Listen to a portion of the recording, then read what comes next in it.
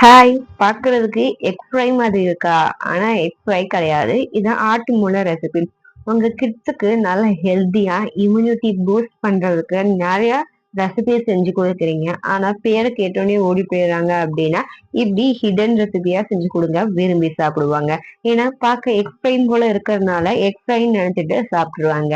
First ஒரு pan வச்சுட்டு அதுல கொஞ்சமா ஆயில் சேர்த்துட்டு 1 ஸ்பூன் அளவுக்கு கடுகு சேர்த்துக்கோங்க. அது நல்லா பொரிஞ்சதுக்கு அப்புறமா ஒரு 2 பச்சை மிளகாய நாலா கீறி இந்த மாதிரி சேர்த்துக்கோங்க. அதுக்கப்புறமா இதுக்கு ஸ்பெஷலே சின்ன வெங்காயம் தான். அதனால நீங்க பெரிய வெங்காயத்த ஸ்கிப் பண்ணிருங்க. ஒரு 5 சின்ன வெங்காயத்த நல்லா ஸ்லைஸா நறுக்கி இந்த மாதிரி சேர்த்து நல்லா வதக்கி எடுத்துக்கோங்க.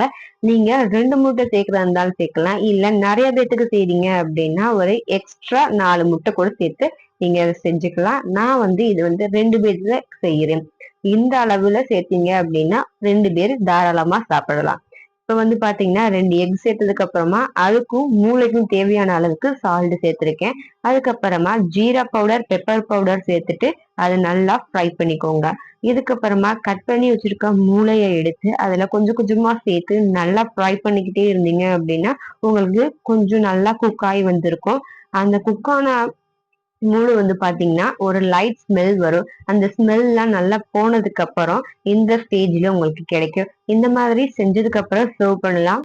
இந்த மாதிரி ரெசிபீஸ்க்கு நம்ம சேனலை சப்ஸ்கிரைப் பண்ணிட்டு பக்கத்துல இருக்க பெல் ஐகானை கிளிக் பண்ணிக்கோங்க. பாய் பாய். இந்த வீடியோல பார்க்கலாம்.